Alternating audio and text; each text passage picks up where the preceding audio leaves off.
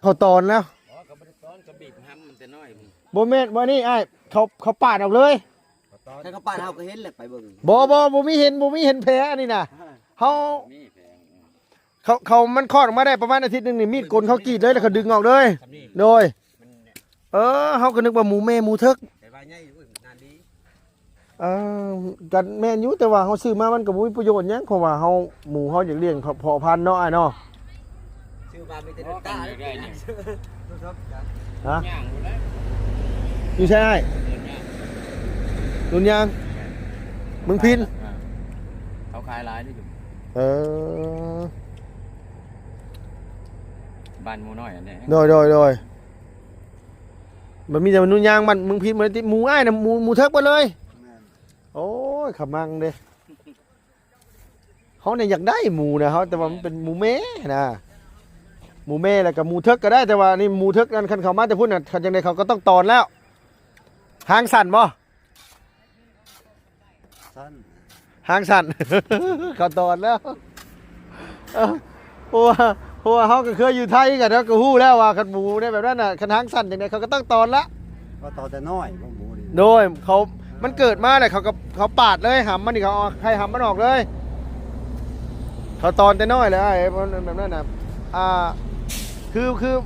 เจ้าเลี้ยงมันเห็นอยู่ว่าอันว่าอันแถม ก็บ่ได้สังเกต บ่เห็นบ่มีดอกคือเขา หมูเข้ามาแต่ยังน้อยๆได้หมูน่ะ โดย เลี้ยงเอา เพราะว่ามันเกิดมาได้ประมาณอาทิตย์หนึงนี่เขากระตอนเลยหมูเพียงนี้นะจะได้ขนาดเดียวมึงจะว่าเจ้าเอาเบอร์ ห โทร มูพันหมู2,000ปลายโตคนได้หมูเขาเอามาทำดันได้เราขายซ่าไปเพิ่นเลยนะ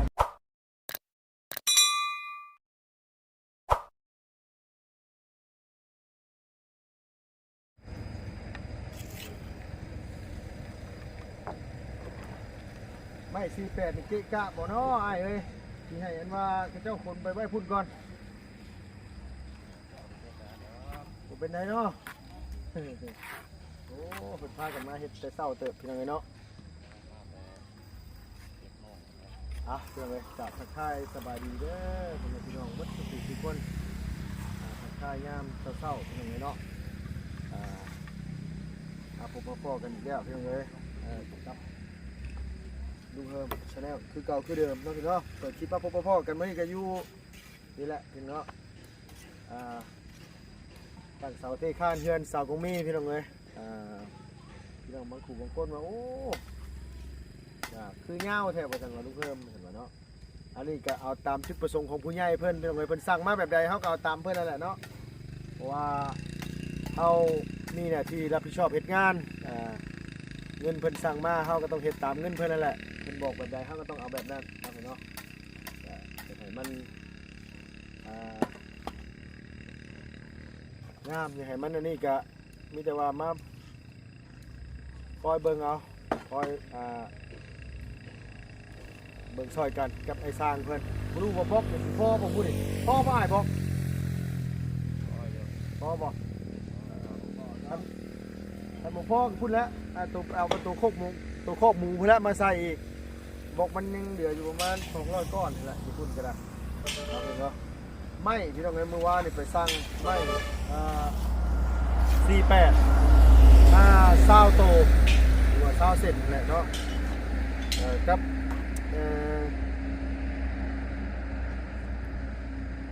เล็กเส้นกับเล็กเส้น20อันคือกันแล้วก็เล็กปอกอีก50โตเล็กลวดมัดอีกนี่เนาะนี่แหละมูลค่าของก็3 ล้านบ่แม่น5 ล้านกับ360,000 กีบนะพี่เนาะจ่ายเพิ่นเมื่อวานนี่มากับบ่ทันหรอกตอนเพิ่นเอาอันว่าไม่ตอกตาลงก็ได้เลยวานเพิ่นซื้อหมูมาให้พอไกลไม่ไกลมาเลี้ยงไปแล้วมันบ่มีโตนี่พี่น้องเอ้ยเนาะอยากได้หมูแบบว่าไปหาซื้อตามบ้านนอกคือแบบหมูแม่มันโตแบบตัวใหญ่แน่แล้วนะพี่น้องแบบว่าจอยก็เขาเอามาเลี้ยงมาพ่อเมาคุณพ่อต้องเต็มแล้วเลย ซื้อมาแล้วก็มาอันนี้เอาเนาะ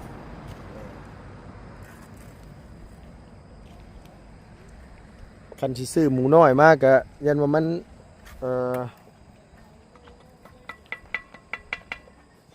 งานใหญ่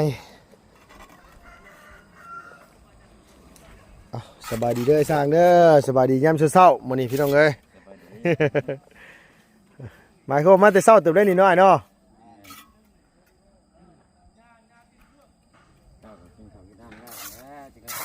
เลยเพิ่นตื่นเช้า7 โมงกินข้าวกินน้ำแล้วเลยเจ้าของ8 โมงกว่าเลยยังบ่ทันได้เฮ็ดหยังอยู่นึ่งข้าวไว้อยู่ได้ในเฮือนน่ะยังบ่ทันได้เห็นว่าสวยซ้ำเล่นมาพี่ก่อน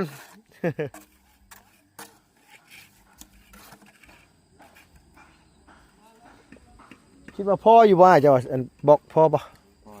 พ่ออยู่เนาะเพราะงั้นมันเสียงอันมาขึ้นบ่หลายก้อนไปได้แล้วเนาะประมาณ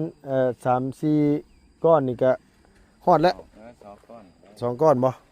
ประมาณ2 ก้อนหน่อยเนาะ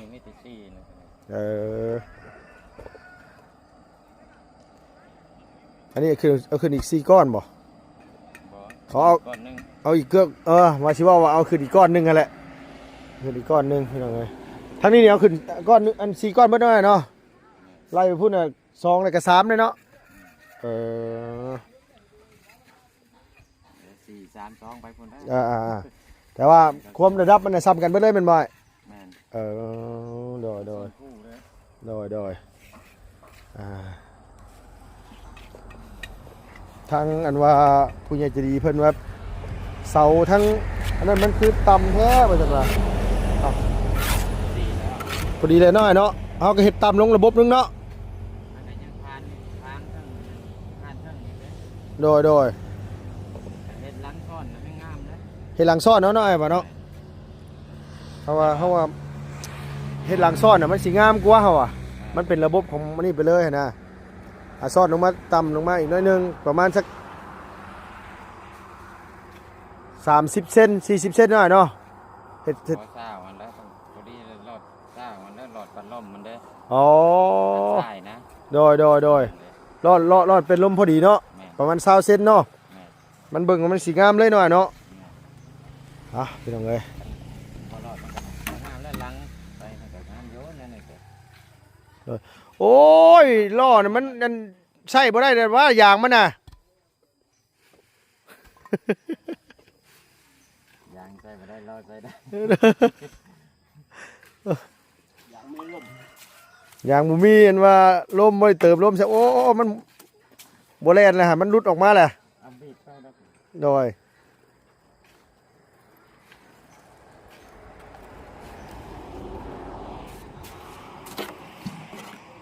ประมาณจัก20 เซนแต่ว่าทั้งนี้ทั้งนั้นก็จักปีบุพี่น้องเอ้ยสิแล้วนี่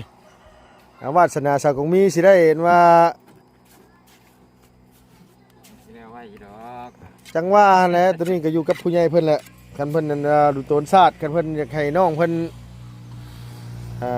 ได้อยู่ไว้ก็เพิ่นซอยก็สาธุเถาะคือเพิ่นแม่น้องแต่งจริงนี่แล้วรับเป็นหลังเรียบร้อยแล้วสบายแล้วมีแต่ว่าหาเงินซื้อข้าวซื้อน้ำกินซื้อเนาะไอ้สร้างมาดิเนาะสบายเลยแล้วเพิ่นน้อยแล้วเลยแหละมันไม่สร้างเมาแล้วนี่ฮะ เมาเลยบ่ ก็ตั้งเสาเทคานแล้วก็อันว่าติดตากันเองว่าก่อฝาขึ้นเลยมันบ่อ้ายเฮ็ดเฮือนนี่เจ้าว่าระหว่างก่อบล็อกขึ้นก่อนแล้วเฮ็ดกับเฮ็ดหลังคาตัวได้อันว่าอันสิคักง่ายกว่าหลังคาเฮ็ดตามหลังก็ได้บ่ดีว่าแน่หลังคาเฮือนนี่นะเฮ็ดหลังคาก่อนจังเฮ็ดก่อนะมันจะง่ายเนาะมันจะหุบเนาะดูดิได้มันก็เฮาเฮ็ดหลังคามันยามผ้ายามฝนเฮาเฮ็ดได้เบิดโดยมันก็ง่ายเนาะง่ายเอาหลังคาก่อนยามป้าเฮือนสาวกรุงมีนี่เฉพาะไม้เฉพาะนี่ซื้อกับบ่น้อยได้เฮาว่ะ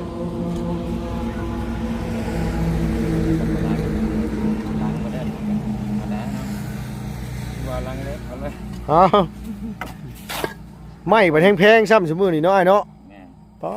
พี่น้องเอ้ยไม้กับเล็กนี่ชูซีกันเลยชั่วโมงนี้นะเอาคงเล็กกับขาดเยอะไม้ไปทาวอนเนาะฮะโดยไม้มันนะไม้มันทาบอนไม้น่ะ สำหรับเฮาคันว่าสมมุติว่าได้ไม้แบบว่าสั่งไม้มาตัวดีๆแน่นะครับอันนี้อยู่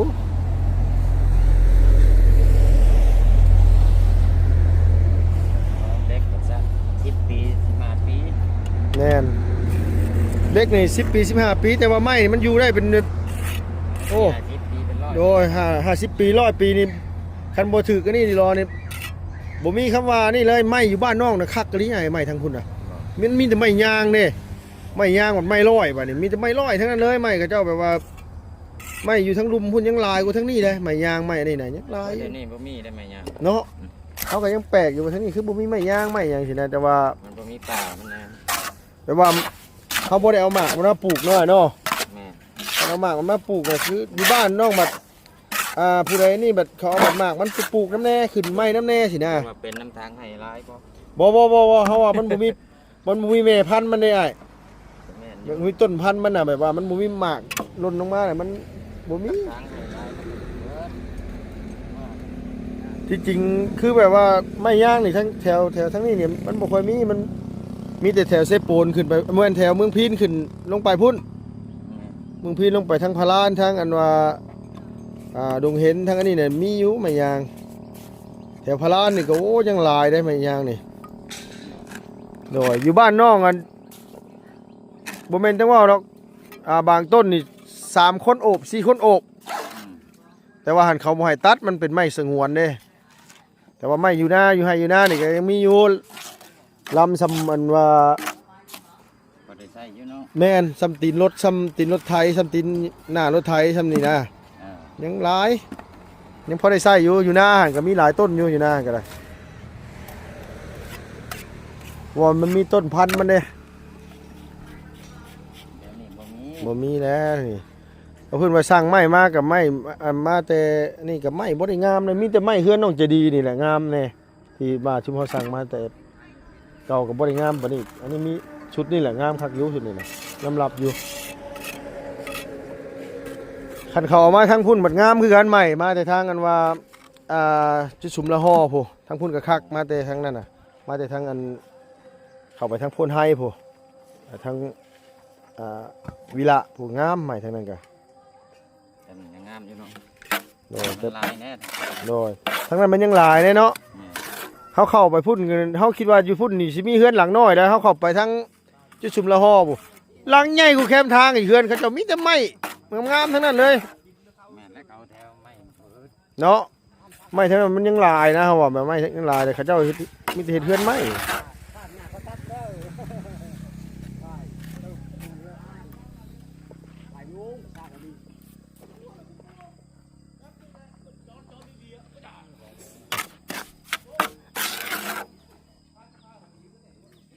คันว่ามีต่อเลยก็สิอันว่าเฮ็ดต่อเลยได้น้อยเนาะ ให้ต่อก็ต่อ บ่ได้ในใจน้องนี่คันว่าเป็นไปได้นี่น้องอยากได้สร้างเดียวนะแม่นคันสมมุติคืออ้ายตั้งเสาเทคานน่ะก็อยากให้เฮาบ่ง่ายว่าอยากได้สร้างเดียวไปเลยแต่ว่าทั้งนี้ทั้งนั้นก็คือเว้าหั่นแหละเบิ่งงบมันไปนำบ่ โดยมันก็ต้องเบิ่งงบนำหั่นน่ะแต่ว่าเฮามันบ่แม่นเงินเฮามันตัดสินใจบ่ได้เด้โดยคันเงินสร้างของมีเองนี่ให้เฮารับผิดชอบนี่เฮาก็จะเอาบาทเดียวแล้วแหละ นี่ฉะนั้นมันก็ค่อนข้างสิอันนี้เนี่ยพี่น้องเอ้ยเนาะต้องถ่าต้องอันนี้เพิ่นแล้วแต่เพิ่นสิกรุณา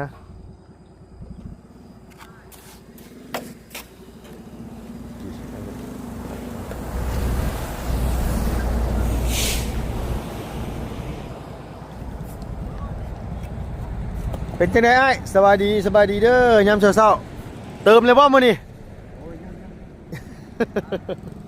เอ็มลงเอ็มร้อยเติมมายังเขาก็บ่ได้ซื้อมาสัมภาระแลนมาได้ดิเนี่ยป้าหวดเข้าไว้อยู่เฮือนพุ่น การเรียกไปเติมบายไปแล้วเติม บายๆพุ่นได้เนาะโอ้มีแต่ว่านี่แหละตั้งเสาเทคานนั่นแล้วสิให้ใส่เฮ็ดเป็นว่าหลังคาคอกหมูให้ก่อนได้อยู่แล้วว่าหลังคาคอกหมูนะ อ๋อใช่เหรอ ได้เนาะคันได้ก็สิได้เห็นว่าให้เฮ็ดหลังคาคอกหมูต่อแล้วก็มีแต่ว่าสิจ้างเฮ็ดอ่างปลาน้ำแน่นี่ โดย พอดีแหละตั้งเสาเทคานแล้วกับพอดีแล้วชุบเจ้าอันว่านี่ เขาสกายหมูพันหมู อยู่ไสอยู่ไส นี่ได้เล่ามันบอกทราบโตเขาสกาย ใช่อ้าย นี่ได้มาพี่มาเพิ่นพี่มาเล่าบอกว่าถามคอยถามให้แล้วอ่ะ โดย ทราบโตนี่ สบายดีได้เด้ออยู่โดยทายอยู่ไสนั่นน่ะ อยู่แกงยางนี่ มันแกงยาง ใกล้ๆไปเบิ่งแล้ว ตัวใหญ่บ่ โตใหญ่เติบนะ ประมาณได้บ่100 โล โว้ยว้าวหมู แม่พันธุ์ก็ หมูพันธุ์นี่นะหมูน้อยแล้วเลี้ยงประมาณเข้าครับ20 โลเลยนะ ชาวโลตัวเรื่องพอดีเลขนั่นแหละพอดีเลข 10ปลายโล หมูพอดีเลขนั่นแหละ หมูล้านเฮานี่บ่หรือว่าหมู หมูพันธุ์ หมูพันธุ์ พันธุ์ชอบ ลูกซ่อนบ่หรือว่าพันธุ์ล้วนนาย ยังก็ มันยังบ่ฮู้นะมันก็ ยังกระโบกัน เจ้าซื้อมาบ่ ซื้อเข้ามา ซื้อมาแต่ใส่ลำลาวเฮาบ่หรือว่าซื้อมาแต่เวียด เขาเอามาแต่ใต้เนี่ยแหละเขาข้ามด่านบ่ได้ อ๋อเขาออกมาแต่ฝั่งไทยพุ่น แม่นที่ อ๋อมาเนี่ยเขาข้ามล้านอยู่ไทยนี่ข้ามมาลาวบ่ได้ ข้าม ข้าว ด่าน เวียดบ่ได้ อ๋อข้ามล้านเวียดบ่ได้ แม่น โอ้โดยเขาข้ามล้านเวียดบ่ได้เลยเขาก็เลยอยากขาย เขาจะขายออก อันบ่แม่นอันว่าตอนนั้นเขาขายให้อ้ายเนาะและอ้ายซื้อไว้โอ้โดยแล้วอ้ายจะขายตัวเท่าไหร่ แล้วกับขายแบบเว้ามองขายเลยแล้วว่าสิขายตัวละล้านหมูน่ะไง ตัวละล้านเนาะ จะเป็นพวกเอง เดี๋ยวมีแต่ว่าอันมีเบอร์บ่ บ่ เบอร์โทรศัพท์เพราะว่าเฮาก็อยากได้อยู่พอดีนะมีแต่ว่าหมูจักตัวก็หมูแม่บ่ หมูเถิกเว้ย หมูทึกไปเลย ตัวแม่มาเอาตัว บ่เฮายันเขาตอนแล้ว เขาตอนแล้วบ่ตอนเบิ่งกูจักแล้วก็บ่ได้ตอนยังมันออกทางล่างนู่นแล้วเบิ่งกัน โดย มันมีชื่อเขา มีเชื่อมันน่ะดีเชื่อ โดยยัน เขากูจักนะ ยันเขาตอนแล้ว อ๋อกระบอกต้อนกระบีบห้ำมันแต่น้อยมัน บ่แม่นบ่นี่อ้ายเขาปาดออกเลย ถ้าเขาปาดเฮาก็เห็นแหละไปเบิ่ง บ่มีเห็นแผลอันนี้น่ะเฮา มีแพง เขามันคลอดออกมาได้ประมาณอาทิตย์หนึงนี่มีดกลเขากรีดเลยแล้วเขาดึงออกเลย โดยเฮาก็นึกว่าหมูแม่หมูทึก ไปว่าใหญ่อุ้ยนานดี กันแม่นอยู่แต่ว่าเฮาซื้อมามันก็บ่มีประโยชน์หยังเพราะว่าเฮาหมูเฮาอยากเลี้ยงเพาะพันธุ์เนาะอ้ายเนาะ ชื่อมามีแต่ เพราะ ตา กัน เลย ได้นี่ ฮะ ย่างหมดแล้ว อยู่ใช่อ้าย เดินย่าง ดุนยางมึงพิน เขาขายหลายด้วยอยู่ เออ บ้านหมูน้อยอันนี้ โดยมันมีแต่มันนุ่นยางมันมึงพินมันหมูอ้ายน่ะหมูเทิกไปเลย แม่น โอ้ยขมังเด้เขาเนี่ยอยากได้หมูนะเขาแต่ว่ามันเป็นหมูแม่นะหมูแม่แล้วกับหมูเทิกก็ได้แต่ว่านี่หมูเทิกนั่นคันเขามาแต่พูดน่ะคันจังไดเขาก็ต้องตอนแล้วหางสั่นบ่ สั้น หางสั่น เขาตอนแล้วเออเพราะว่าเขาก็เคยอยู่ไทยกันแล้วก็ฮู้แล้วว่าคันหมูเนี่ยแบบนั้นน่ะคันหางสั่นจังไดเขาก็ต้องตอนละ ก็ต่อแต่น้อยบ่หมูนี่ โดยมันเกิดมาเลยเขาปาดเลยหำมันนี่เขาเอาใครหำมันออกเลย เขาตอนแต่น้อยเลยไอ้มันแบบนั้นนะคือเจ้าเลี้ยงมันเห็นอยู่ว่าอันว่าอันแคม ก็บ่ได้สังเกต บ่เห็นบ่มีดอกคือเขา หมูเข้ามาแต่ยังน้อยๆได้หมูน่ะ โดย เลี้ยงเอา เพราะว่ามันเกิดมาได้ประมาณอาทิตย์หนึงนี่เขากระตอนเลยหมูเพิ่งนี่นะจะได้ขนาดเดียวมึงจะว่าเจ้าเอาเบอร์โทร หมู2,000ปลายโตเพิ่นได้หมูเขาเอามาทำด่านบ่ได้เราขายซ่าไปเพิ่นเลยนะเลี้ยง เออหมูยันหมูตอนแล้วเฮาว่านะคันหมูอันนี้น่ะมันบ่ปานใดดอกแต่ว่าหมูน่ะตอนแล้วหมูน่ะ หมูน่ะหมูเทิก3โตหมูแม่ตัวหนึง หมูแม่เนี่ย หมู4โต หมู4ตัว แม่นทั้งเบิดเป็นสีแต่หมูแม่ตัวหนึง หมูแม่น่ะมีบ่หมูแม่น่ะ นี่ตัวหนึง หมูแม่ตัวคันมีหมูแม่น่ะเฮาสิไปซื้อหมูแม่หมูเถิกน่ะเฮาสิไปเบิ่งก่อนเนาะอยู่บ้านแกงยางนี่ล่ะว่ะ ไรแม่นแหละ โดย อ้ายบ่มีโทรศัพท์บ่ บ่ได้ใช้โทรศัพท์ เฮาบัดฟ้าวเมื่อเฮือนน่ะเฮายันหมวกเข้าเฮาใหม่โดยมีแต่ว่าเดี๋ยวอัน ได้บ่ถึงเบิ่งบ่แล้ว โดย พอใกล้กับบ่อยู่เขาไอ้ดีกับบ่อยู่มื้อนี้เนาะโดยอยู่บ้านแกงยางนี่ติอ้ายซื้อหยังคันเฮาไปนะเฮาสิได้ถามว่าเจ้าซื้อหยังนะว่าอยู่บ้านนอกนี่ซื้อเบี้ยว ไอ้เบี้ยวเนาะ แม่นบ่ เจ้าอยู่บ้านนอกบ่ได้อยู่ใน อยู่บ้านนอก อยู่บ้านนอกเนาะอยู่แกงยางบอกว่าเฮือนไอ้เบี้ยวที่เพิ่นเลี้ยงหมูน่ะเนาะเพิ่นสิฮู้อยู่เนาะ โอ้อยู่แล้ว ฮู้อยู่เนาะโอเคเดี๋ยวมีแต่ว่าเฮาเมื่อเฮือนเนี่ยก็ซั่นเนี่ยเฮาสิเล่นเข้าไปหาโดย เขาอยู่ในบนพาไปเลยได้ป่ะ บ่อยู่เฮือนนะ แล้วก็อยู่บนเฮาเดี๋ยวมีเม่นไปอยู่นั่นเดี๋ยวก็อยู่ด้านเสียวอยู่ห้วยกระทะเฮาใหญ่ๆ โดยมีจะบอกว่าเพื่อนไอ้เบี้ยวไอ้เนาะเพื่อนไอ้เบี้ยวอยู่ไสเนาะ แม่น โอเคเดี๋ยวเฮาสิเมื่อเฮือนก่อนเมื่ออันนี้ก่อนเพราะว่า นี่ก็สิเบิ่งว่าเขาต่อหรือยังว่า โดย ยังบ่ได้สังเกต ตอนนั่นแหละอันตัวทึกขนาดเขาว่าคันมันบ่มีนี่นะมันอันนี้แหละโดยพี่น้องเอ้ยมีแต่ว่าสิเห็นว่าไปเบิ่งหมู่เฮือนอ้ายเราจักหน้อยก่อนเมื่อเฮือนก่อนเพราะว่าทั้งอันบ่ตูนเพิ่นโทรมาเลย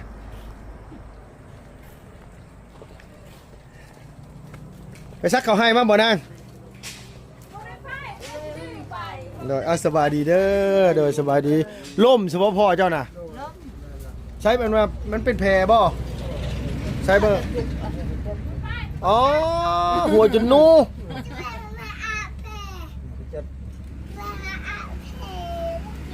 จนเป็นไข้ ตายพ่อเจ้าไม่ได้กินยาบ่น่ะ บ่ พวกนี้ เดี๋ยวเฮาสิไปเดี๋ยวเฮาสิซื้อยามาให้โดยสบายดีเด้อนั่นเด้อคือบ่ซื้อยาให้มาให้เด้อพ่อฮะโอ้ยเดี๋ยวอันว่าจังหน่อยมาเดี๋ยวสิไปเบิ่งหมูน้ำเพื่อนอ้ายแล้วเราจะขายหมูเรามีหมู4ตัว ของยังไม่แล้วนี่ ครอบบ่แล้วก็ไปเบิ่งให้พ่อไก่ซื้อพ่อไก่ก่อนเนาะเฮ็ดได้ซะโดยเจ้าจะกำลังก็ได้โดยโอเคแล้วลุงสิเมื่อเพื่อนก่อนเมื่อนี่เมื่อหน่วยเฮ็ดกับข้าวก่อนโดยกินแล้วข้าวกินเลยสบายดีเด้อเด้อพี่น้องเอ้ยเนาะมีแต่ว่าสิขออนุญาตเมื่อเพื่อนก่อนพี่น้องเอ้ยว่าไล่โทรตามได้บอกว่ามาซื้อกับข้าวข้าวเดียวนึงว่ะแล้วปล่อยได้บ่จักค่ะสำหรับคลิปไปแล้วเพียงเด้อขอบคุณหลายๆพี่น้องอยู่ดีมีแฮงอย่าเจ็บอย่าจนลำไปรวยไปแล้วเพียงเนาะสบายดี